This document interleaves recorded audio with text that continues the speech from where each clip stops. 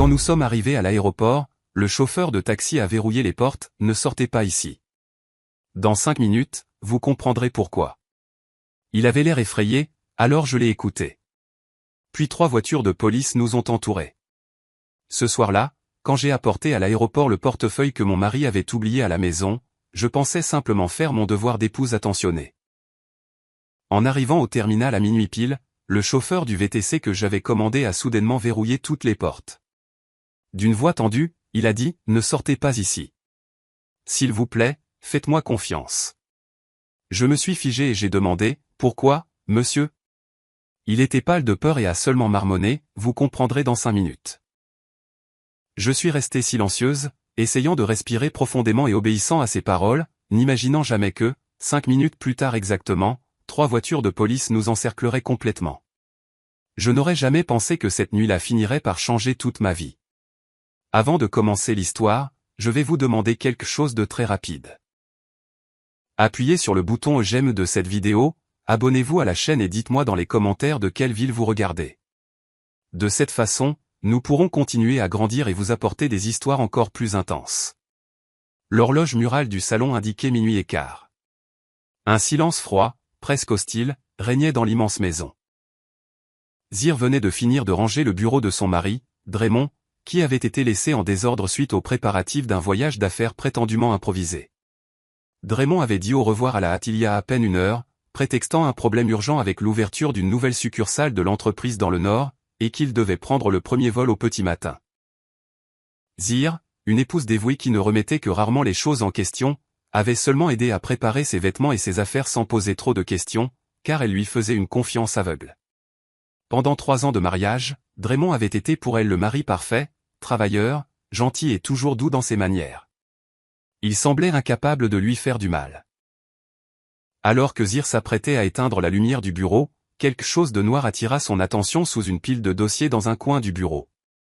Elle sentit son cœur se serrer lorsqu'elle reconnut l'objet. C'était le portefeuille en cuir de Draymond. Elle le ramassa immédiatement et vérifia à l'intérieur. Sa carte d'identité, sa carte de crédit principale, sa carte de débit et une épaisse liasse de billets s'y trouvaient. Zir devint instantanément nerveuse. Comment était-il possible que Draymond soit parti à l'aéroport sans son portefeuille? Sans pièce d'identité, il ne pourrait pas embarquer. Sans carte ni argent liquide, il aurait des difficultés pendant son voyage. Immédiatement, des images de lui perdu dans le terminal, en colère ou même bloqué à cause de cette maladresse, commencèrent à lui traverser l'esprit. Zir courut dans la chambre pour trouver son téléphone et appela Draymond plusieurs fois. La sonnerie retentit encore et encore, mais personne ne répondit. Elle pensa qu'il était peut-être en voiture en route pour l'aéroport, qu'il avait mis son portable en silencieux ou qu'il parlait à quelqu'un. Cela ne fit qu'augmenter son anxiété. Elle regarda de nouveau l'horloge murale. Il était minuit 20. Le vol de Draymond était prévu pour 2 heures du matin. Il restait encore du temps si elle partait immédiatement. Il vivait à environ 45 minutes de l'aéroport si la circulation était fluide. Zir ne conduisait pas la nuit car elle souffrait d'éblouissement à cause des phares des voitures venant en sens inverse. De plus, le chauffeur de la famille était rentré chez lui au coucher du soleil. Sans réfléchir à 2 fois, elle décida de commander un VTC via une application. Avec des doigts tremblants, elle ouvrit l'application sur son mobile. Elle devait lui apporter ce portefeuille à tout prix. Elle ne voulait pas que Draymond ait des ennuis pour quelque chose qu'elle pouvait arranger. Après quelques minutes de recherche, l'application indiqua qu'un chauffeur avait accepté la course. Le nom qui apparut à l'écran était Booker. La voiture était une berline noire, et elle était très proche de leur résidence sécurisée. Il arriverait dans environ 5 minutes. Zir mit rapidement son hijab. Elle boutonna un épais manteau pour se protéger de l'air glacial de la nuit et serra le portefeuille de Draymond avec une telle force qu'elle semblait s'accrocher à sa propre vie. 5 minutes plus tard, une berline noire s'arrêta devant le portail. Zir sortit, ferma à clé et descendit dans la rue. Elle ouvrit la portière arrière de la voiture et s'installa sur le siège. La climatisation lui frappa le visage d'un froid artificiel qui contrastait avec le silence de la nuit. Sur le siège avant était assis un homme noir d'âge moyen, aux tempes déjà grisonnantes. Il regarda Zir à peine 1 seconde dans le rétroviseur. Il avait un regard perçant mais un visage sans expression. Zir le salua poliment. Elle s'excusa d'avoir demandé une course si tard et expliqua qu'elle devait se rendre au terminal des départs nationaux de l'aéroport. Monsieur Booker hocha simplement la tête sans se retourner et démarra la voiture lentement, laissant derrière lui la zone des maisons de luxe. Un silence étrange régnait à l'intérieur de la voiture. La radio n'était pas allumée. Il n'y avait ni jazz léger, ni cette petite tentative de conversation que beaucoup de chauffeurs font pour briser la glace. Seul le bruit du moteur et le frottement des pneus sur l'asphalte se faisaient entendre. La berline avançait sur l'autoroute presque déserte tandis que les lampadaires baignaient l'intérieur du véhicule d'une faible lumière orangée. Zir continuait de regarder l'écran de son téléphone, espérant que Draymond la rappellerait, mais l'écran restait noir. Elle lui envoya un SMS rapide pour lui dire qu'elle était en route pour l'aéroport afin de lui apporter son portefeuille, mais le message resta non distribué, sans accuser de lecture. Elle pensa que sa batterie était peut-être morte ou que la couverture réseau était mauvaise sur la route de l'aéroport. Elle essaya de se calmer, s'adossa au siège et tenta de réguler sa respiration. Cependant, il y avait quelque chose dans le comportement de Booker qui commençait à la déstabiliser. Zir remarqua que le chauffeur regardait trop fréquemment dans le rétroviseur, vérifiant à la fois ses mouvements et ce qui se passait derrière la voiture. Toutes les quelques minutes, ses yeux croisaient les siens dans le reflet. Cette insistance la mettait mal à l'aise. Elle ajusta son manteau, serra son sac à main où elle avait rangé le portefeuille de Draymond, et sentit une pointe de peur. Soudain, toutes les histoires de crimes commis dans des VTC qu'elle avait lues sur les réseaux sociaux lui revinrent à l'esprit. Elle était une femme seule au milieu de la nuit dans une voiture avec un inconnu sur une autoroute déserte. Elle essaya de chasser ses pensées, récita des prières en silence et se dit que Booker n'était sûrement qu'un homme sérieux, silencieux et fatigué. Pour se distraire, Zir se tourna vers la fenêtre. Les hauts immeubles du centre-ville s'estompaient derrière eux, remplacés par les zones plus sombres et ouvertes typiques de la route menant à l'aéroport. La vitesse de la voiture était constante, ni trop rapide, ni trop lente. Booker conduisait avec une prudence presque exagérée, changeant de voie encore et encore comme pour éviter d'autres véhicules, même s'il n'y avait presque pas de circulation. Une heure plus tard, les lumières intenses de l'aéroport commencèrent à briller au loin. Zir expira, soulagée. Elle vérifia son téléphone. Il était 1 heure exactement. Il restait encore 1 heure avant le décollage du vol de Draymond. Elle était convaincue qu'il serait à la zone d'enregistrement, cherchant nerveusement son portefeuille. Elle imagina son visage soulagé en la voyant arriver avec et sourit, fière d'être une épouse si attentionnée. La voiture entra dans la zone de l'aéroport. Booker semblait se diriger vers la zone habituelle des départs où l'éclairage était vif et où il y avait toujours des gens qui allaient et venaient. Cependant, au lieu de s'arrêter devant le hall principal, il continua à avancer lentement jusqu'au bout de la zone de dépose des passagers. Cette extrémité était presque dans l'obscurité, avec plusieurs lampadaires grillés, et elle était beaucoup plus solitaire. Zir fronça les sourcils. Elle était sur le point de demander au chauffeur de s'arrêter à l'entrée centrale, mais ses mots se figèrent lorsqu'elle vit l'expression de Booker dans le miroir. Le visage de l'homme était tendu, perlé de sueur froide, comme s'il retenait son souffle. La voiture s'arrêta à côté d'une grande colonne de béton qui séparait la zone publique du parking VIP. Il n'y avait personne dehors, pas de porteur, pas d'autres passagers, pas de garde de sécurité visible, seulement l'obscurité et le vent glacial du petit matin. Zir sentit la chair de poule sur sa peau. Son instinct lui hurlait que quelque chose n'allait pas. Elle voulut ouvrir la porte dès que le véhicule s'arrêta complètement pour courir vers l'intérieur illuminé du terminal et trouver Draymond. Elle posa la main sur la poignée et tira, mais la porte ne bougea pas. Elle essaya à nouveau avec plus de force. Rien. Elle essaya d'ouvrir de l'autre côté. Pareil. Les portes étaient verrouillées depuis la commande centrale à côté du siège du conducteur. Une panique brûlante envahit sa poitrine. Elle commença à halter. Elle frappa à la fenêtre pour attirer l'attention de quiconque passerait par là, mais l'endroit restait désert. Entre deux sanglots, elle cria sur Booker, lui demandant pourquoi il avait verrouillé les portes, exigeant qu'il les ouvre immédiatement. Il ne bougea pas. Il agrippait le volant avec une telle force que ses jointures étaient devenues blanches. Il ne se tourna pas pour la regarder à aucun moment. Ses yeux étaient fixés sur le trottoir sombre à côté de la voiture, comme s'il s'attendait à ce que quelque chose de terrible en sorte. Zir s'effondra en supplication. Elle lui offrit de l'argent, des bijoux, son sac à main, le portefeuille de Draymond, n'importe quoi pourvu qu'il la laisse partir. C'est alors que Booker parla d'une voix profonde, très sérieuse et différente du début. Vous ne sortirez pas ici, Zir. Je vous l'interdis. S'il vous plaît, croyez-moi. Dit-il sans quitter l'extérieur des yeux. Ces mots, au lieu de la calmer, rendirent sa terreur encore plus profonde. Comment pouvait-elle faire confiance à un homme qui la tenait enfermée dans une voiture au milieu de la nuit devant un aéroport presque désert? Elle s'effondra, pleurant inconsolablement, et demanda entre deux sanglots pourquoi il lui faisait ça. Booker se tourna juste un peu. Ses traits reflétaient une véritable panique, mais une détermination d'acier brillait dans ses yeux. Il lui assura que dans 5 minutes, elle comprendrait tout, et que d'ici là, sa vie dépendait de sa non-désobéissance. Le corps de Zir se mit à trembler de manière incontrôlable. Elle se recroquevilla sur la banquette arrière, serrant son sac à main, incapable de décider si elle devait continuer à crier ou rester immobile pour ne pas provoquer quelque chose de pire. Les secondes se transformèrent en éternité. Zir fixa son regard sur l'horloge numérique du tableau de bord, regardant les minutes avancer au ralenti. 1, 2, 3. Le silence à l'intérieur de la voiture était suffocant, tandis qu'à l'extérieur, l'obscurité semblait cacher un prédateur tapi. Booker continua à surveiller attentivement les rétroviseurs, comme s'il surveillait un ennemi invisible. Quand le compteur passa à la 5e minute, le monde vola en éclats d'un seul coup. De l'avant et de l'arrière, 3 voitures de police surgirent de nulle part, sirènes hurlantes et lumières bleues et rouges illuminant le coin oublié du terminal. Elles encerclèrent la berline et bloquèrent toute sortie. Zir laissa échapper un cri étouffé, convaincu un instant qu'il venait arrêter le chauffeur. Elle sentit une lueur de soulagement. Elle pensa qu'il l'avait sauvée d'un enlèvement. Plusieurs officiers en gilet pare-balles sortirent des voitures, armés de fusils. Ils se déplaçaient avec rapidité et précision militaire. Zir se baissa, craignant qu'une fusillade n'éclate.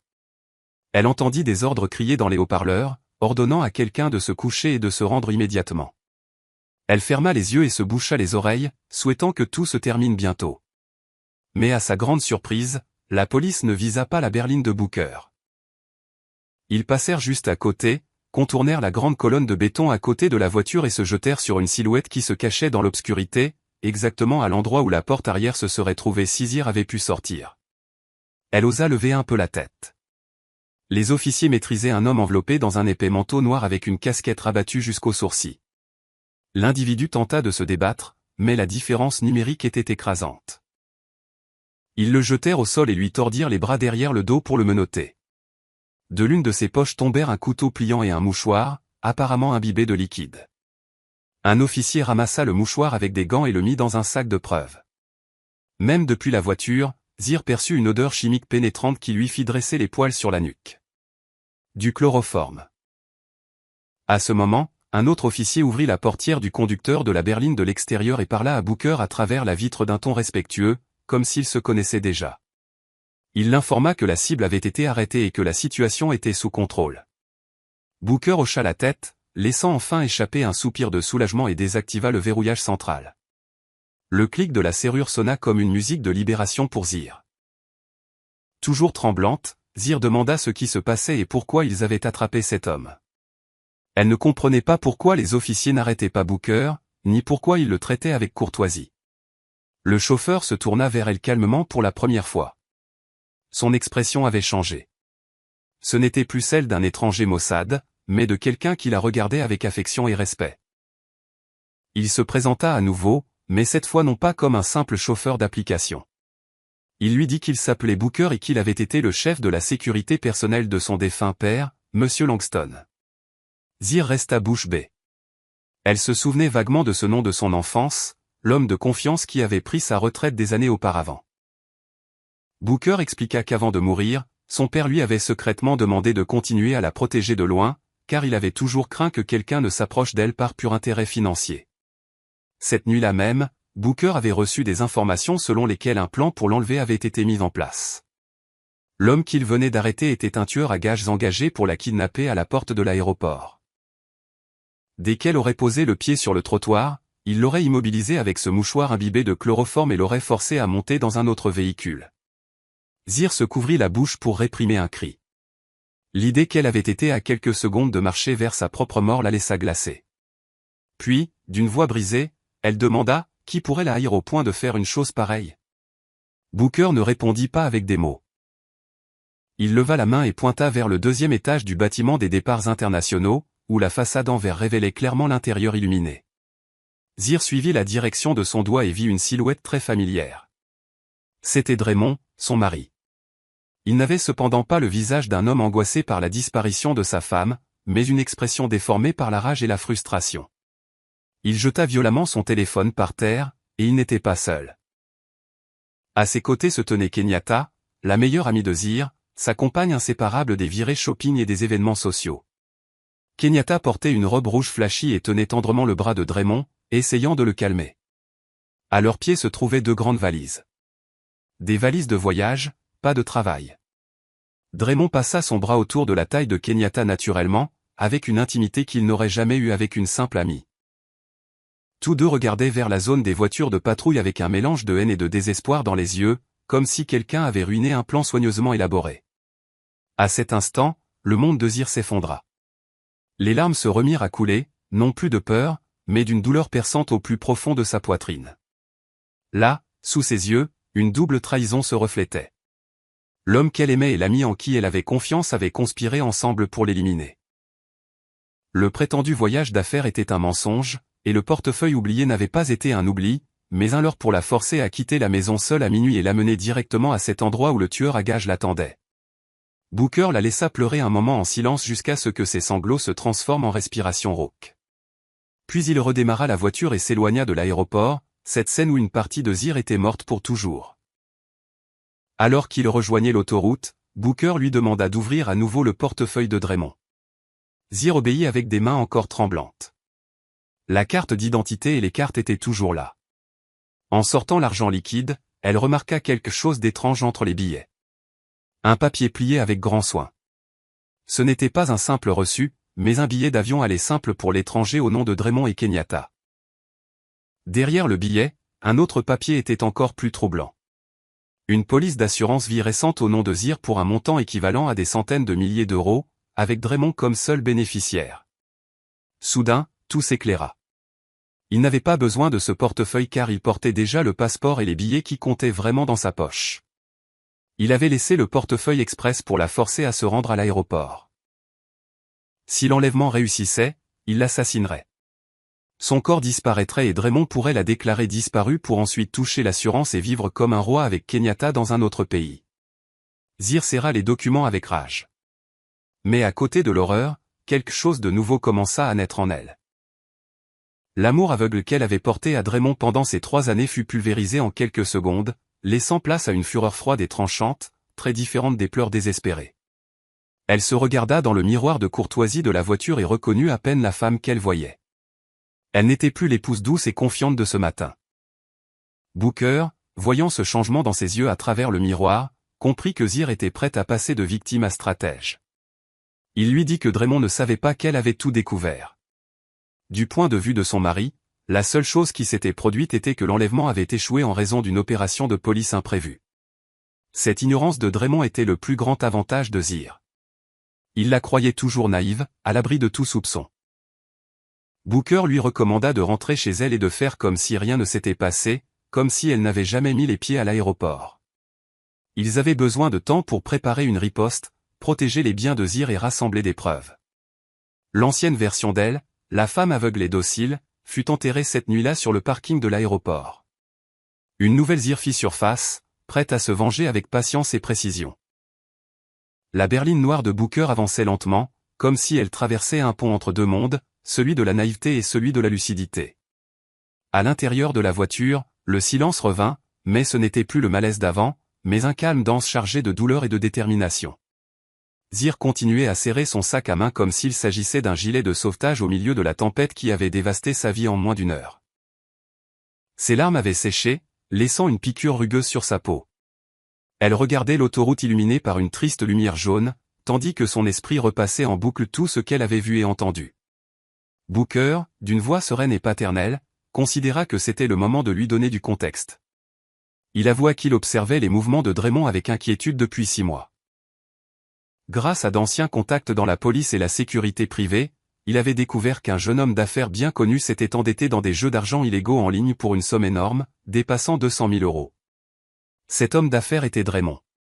Au début, Booker ne voulait pas le croire, mais les preuves s'accumulaient. Il y avait des rapports sur la mise en gage discrète de petites propriétés sans en informer Zir. Le comportement de Draymond était devenu plus hermétique, plus nerveux. Zir se souvint, la gorge nouée, de toutes les fois où il s'était plaint de projets bloqués ou de clients défaillants pour justifier le besoin de signer des documents urgents avec elle et de retirer de l'argent du compte joint.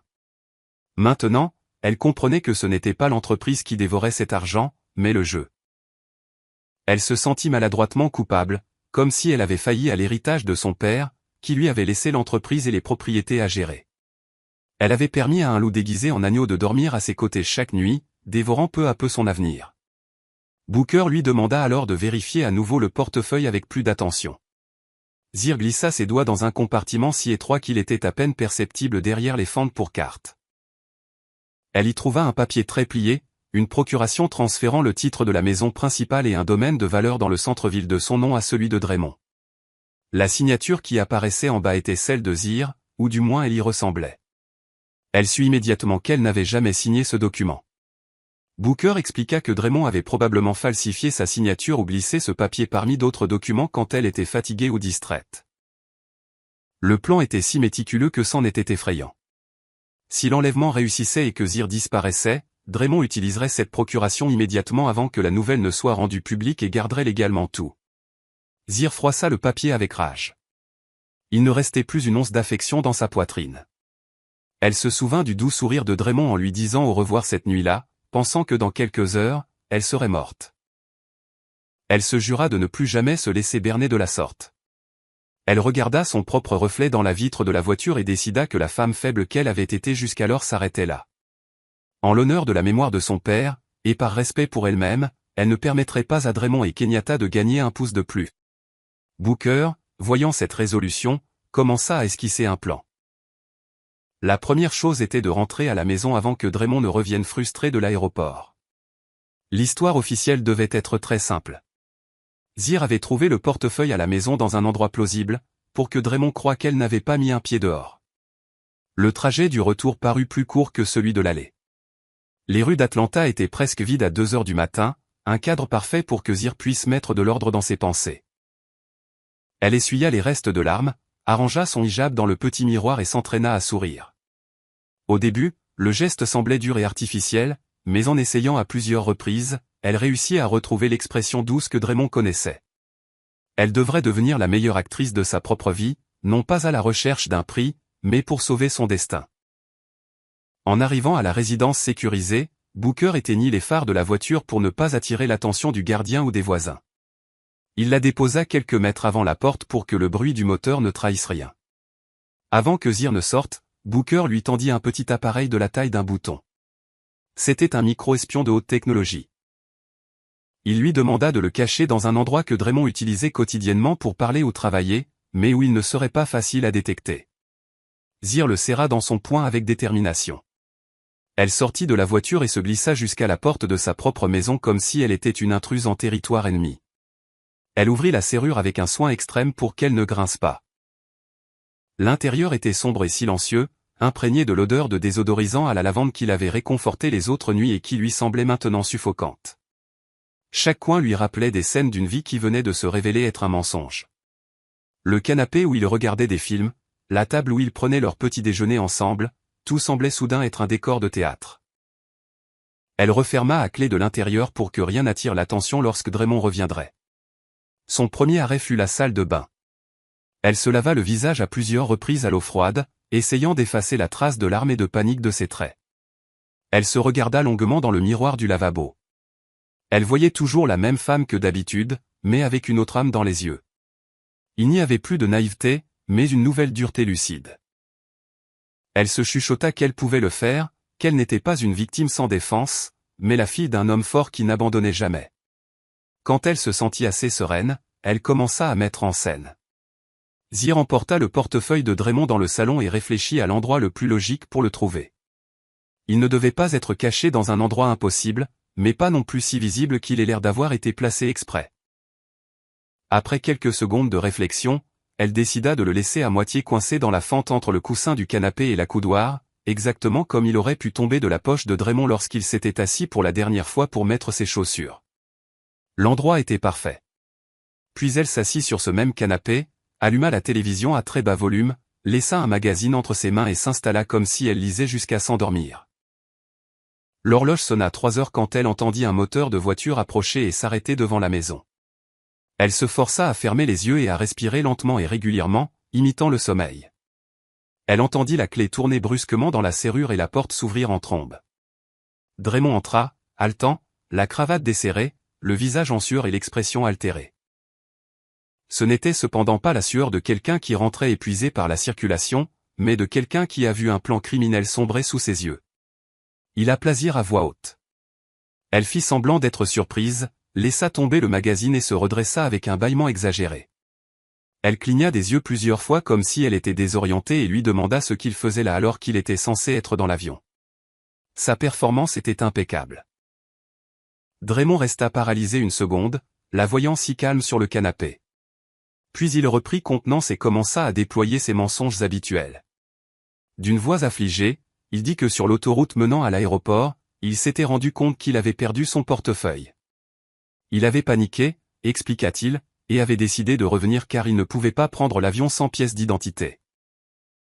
Il ajouta qu'il y avait eu un accident de camion et que la circulation s'était effondrée, justifiant ainsi son arrivée si tardive. Zir l'écouta avec un visage inquiet, hochant la tête, bien qu'à l'intérieur, son sang bouillait. Elle savait parfaitement où il avait vraiment été et avec qui. Elle se leva, le prit par le bras avec douceur et commenta qu'elle avait aussi eu peur car elle n'avait pas pu communiquer avec lui. Avec beaucoup de naturel, elle montra le canapé.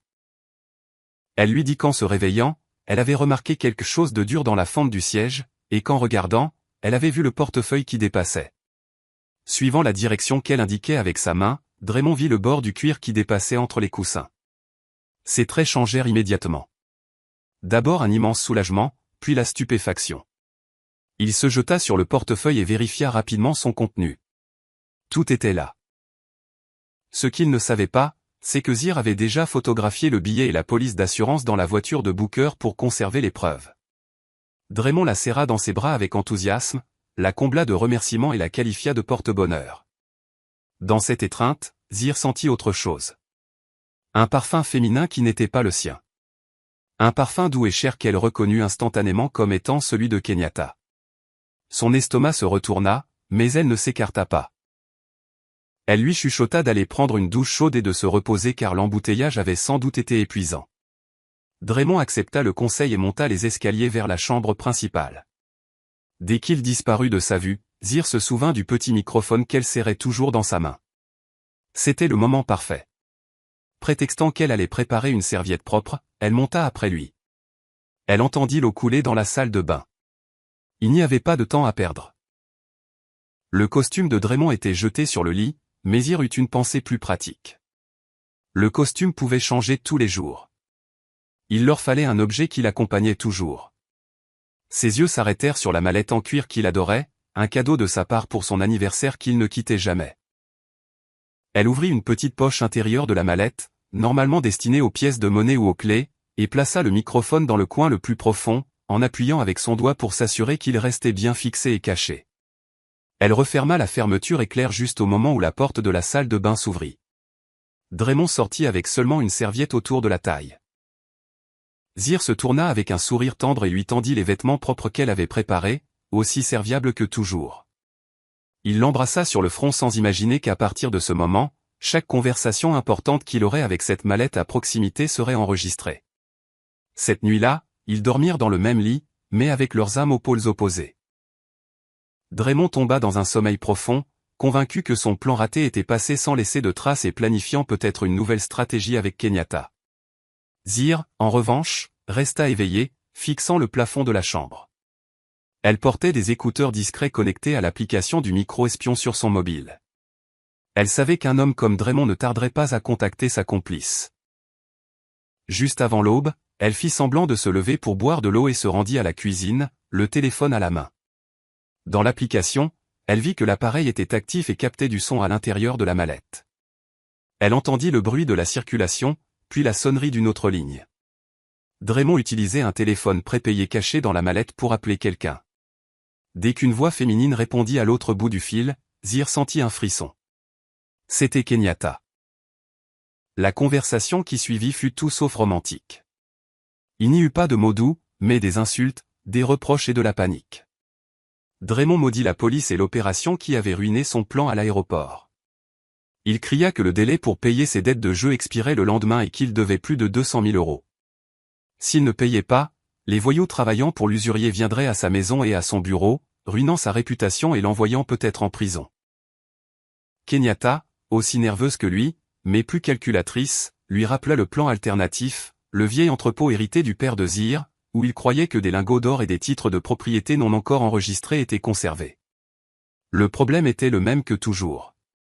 Seul Zir connaissait le code du coffre-fort qui, selon les rumeurs, s'y trouvait. Kenyatta insista pour que Draymond obtienne la combinaison de n'importe quelle manière, en la trompant, en la pressant ou en profitant d'une faiblesse. Il accepta l'idée et dit que cet après-midi même, il rentrerait à la maison chargé de cadeaux pour l'amadouer. Entendre tout cela fut le coup de pouce final dont Zir avait besoin. Elle raccrocha et, sans perdre de temps, appela Booker. Une demi-heure plus tard, la berline noire était de nouveau devant sa porte. Zir monta dans la voiture avec un sac à dos dans lequel elle transportait des documents importants qu'elle avait pris d'un petit coffre-fort dans sa chambre. Elle était pâle, mais ses yeux brûlaient d'un mélange de douleur et de fermeté. Elle raconta à Booker chaque détail de l'appel.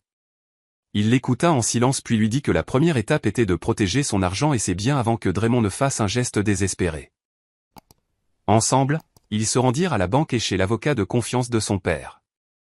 À la banque, Zir transféra la plupart de l'argent du compte joint vers un nouveau compte à son nom et bloqua les cartes supplémentaires que Draymond utilisait, prétextant que le portefeuille avait été perdu et qu'elle devait les annuler par sécurité. Au bureau de l'avocat, elle signa un document de protection des biens qui rendrait énormément difficile toute tentative de disposer de ses propriétés sans sa présence.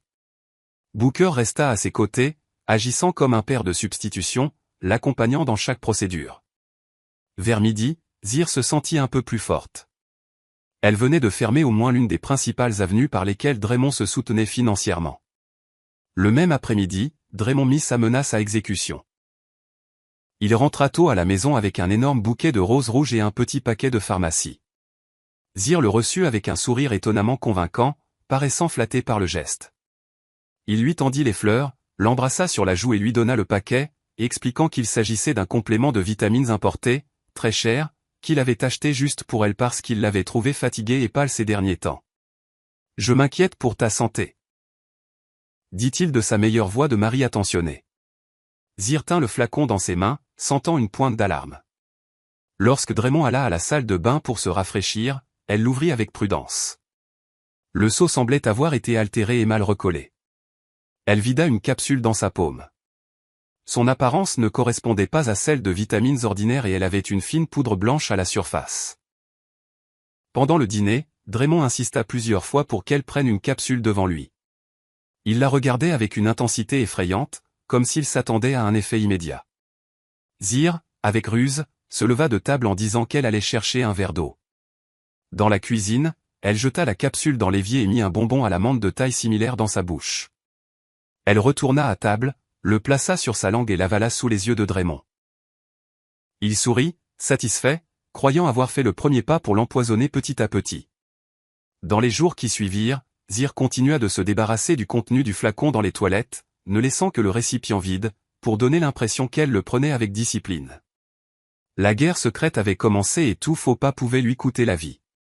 3 jours après cette tentative d'empoisonnement, Draymond commençait à perdre pied.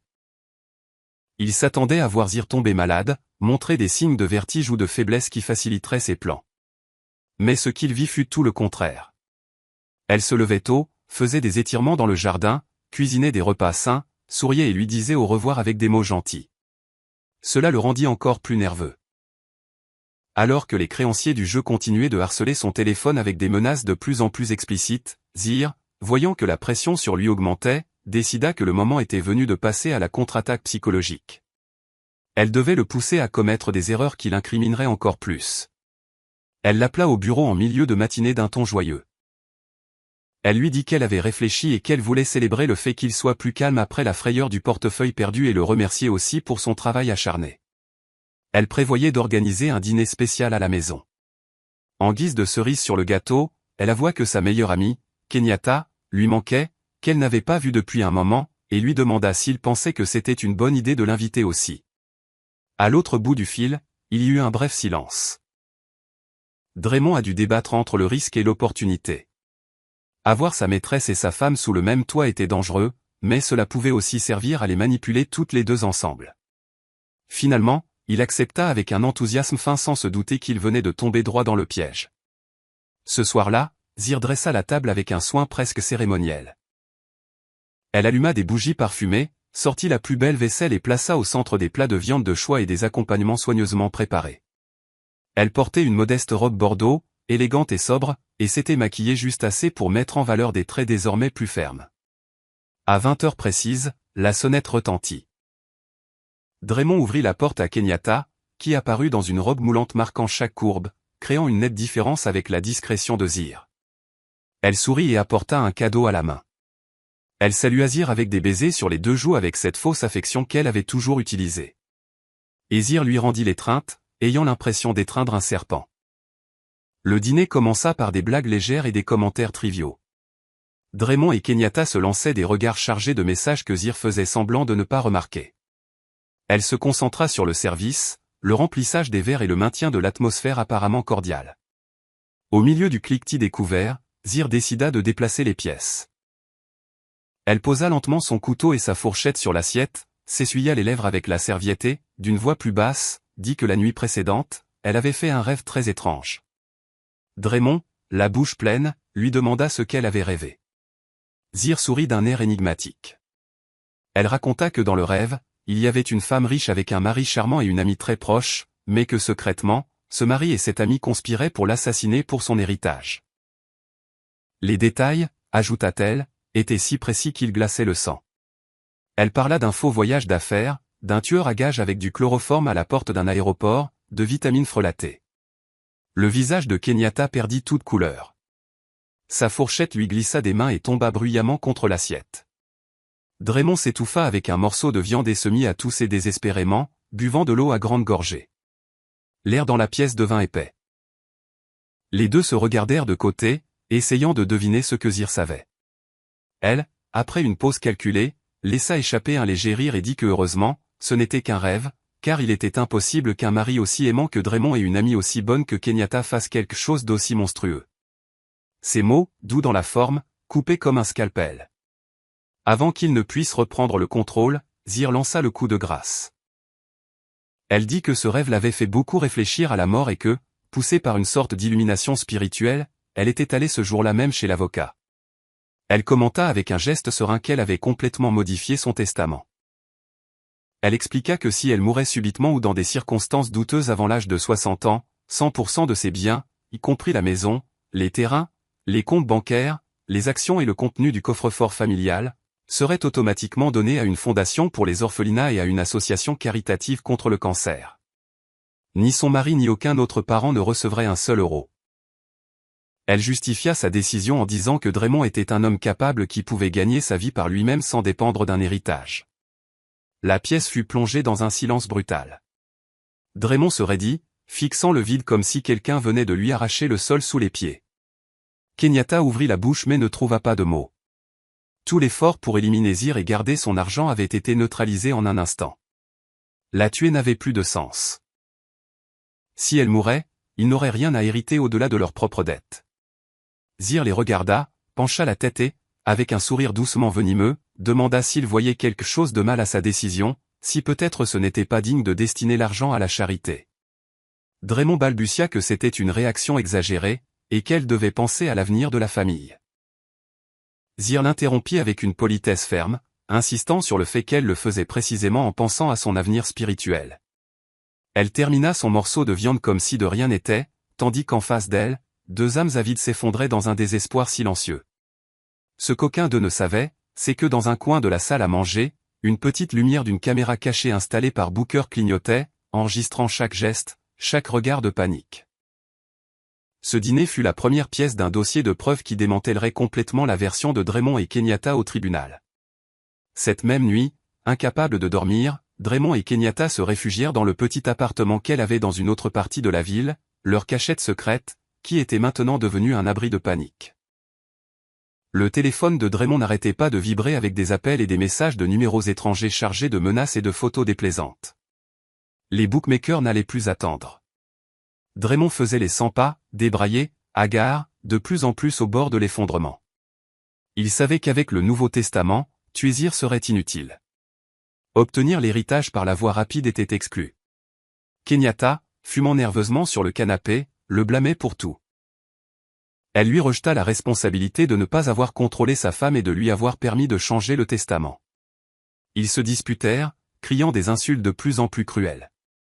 Cependant, plus l'horloge avançait, plus ils voyaient clairement qu'ils avaient besoin d'argent immédiatement.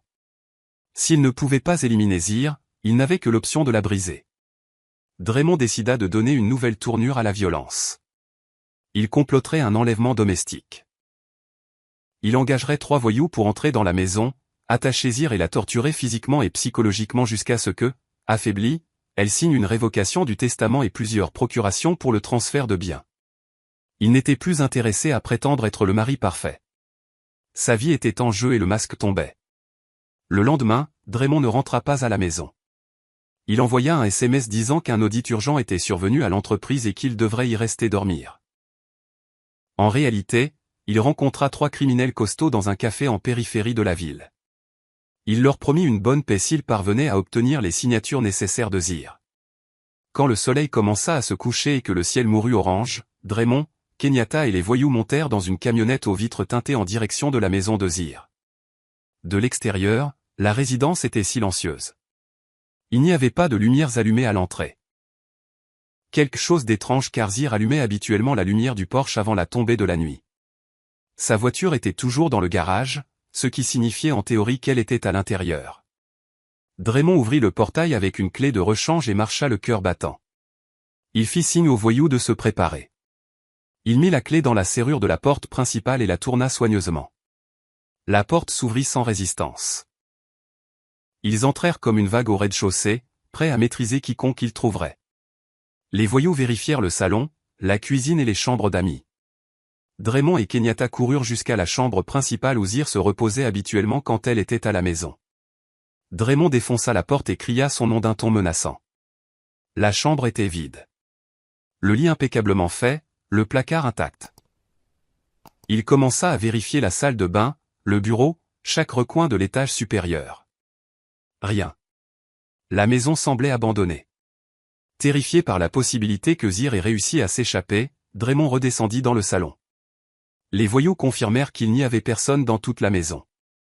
Dans un accès de rage, il donna un coup de pied dans une table basse en verre, brisant un vase en 1000 morceaux. Puis, un son doux brisa le silence.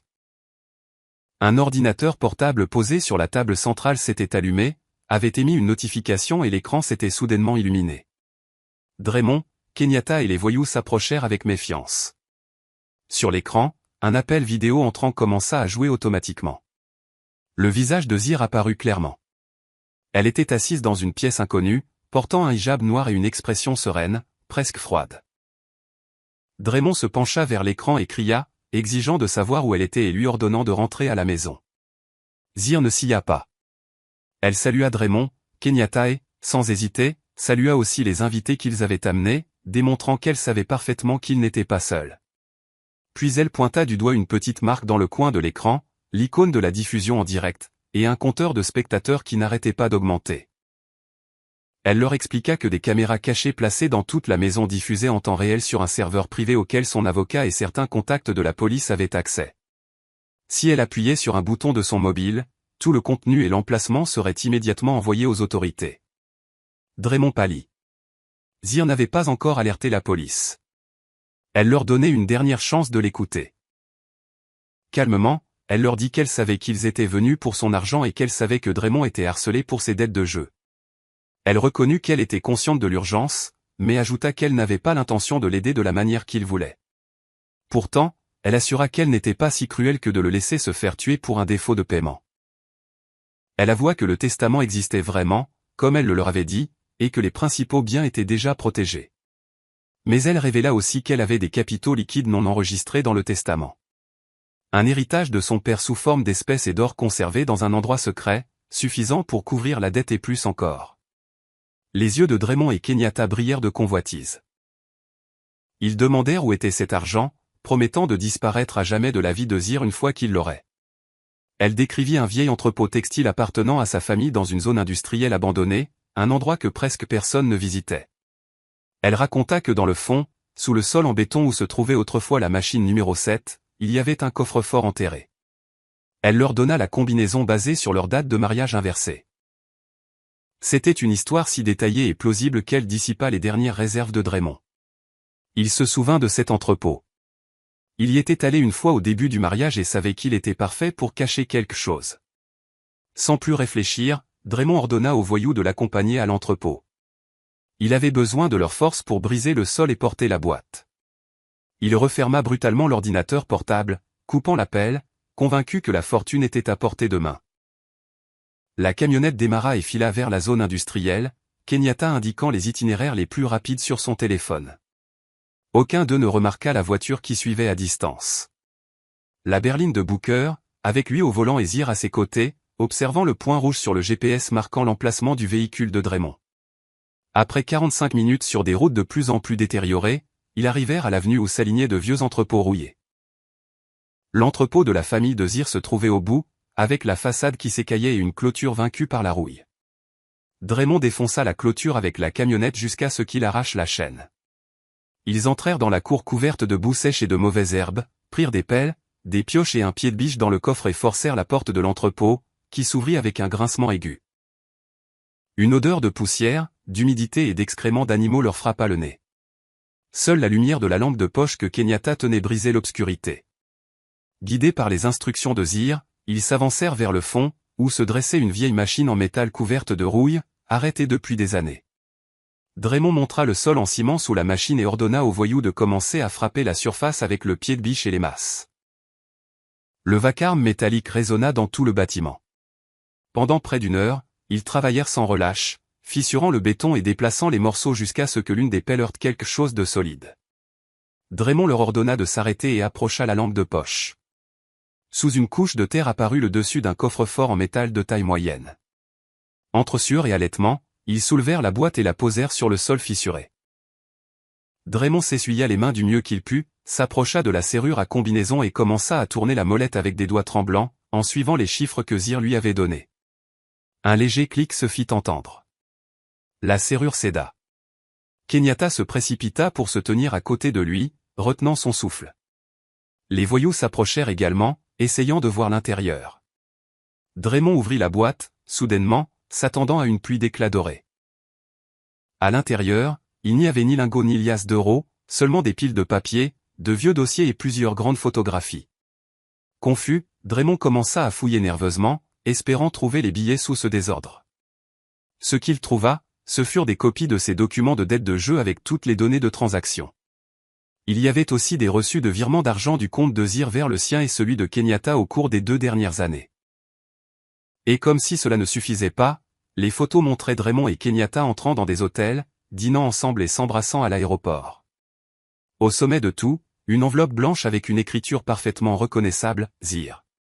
Sur la couverture, il était écrit « Un cadeau pour les traîtres ». Draymond ouvrit l'enveloppe avec des mains tremblantes. Sur la feuille, à peine une phrase. « Le trésor que vous cherchez n'est pas ici. Ce qu'il y a dans cette boîte, c'est la preuve de tout ce que vous avez fait. Profitez-en. La police est en route. » Juste à ce moment, un puissant faisceau de lumière inonda l'intérieur de l'entrepôt à travers les vitres brisées et les fissures de la porte. Les sirènes de police se mirent à hurler à quelques mètres de là. Plusieurs haut-parleurs crièrent des ordres clairs indiquant que le bâtiment était encerclé et que personne ne devait bouger. Draymond laissa tomber le papier, sentant ses jambes flageoler. Kenyatta se mit à crier et à le frapper à la poitrine, le traitant d'idiot. Les voyous tentèrent de s'enfuir par une sortie arrière, mais la porte vola vers l'intérieur sous le bélier d'une équipe du SWAT. En quelques minutes, tout le monde fut plaqué contre le sol froid en ciment, les mains menottées dans le dos. L'avidité qui les avait conduits là s'était terminée par un coup sec de la réalité.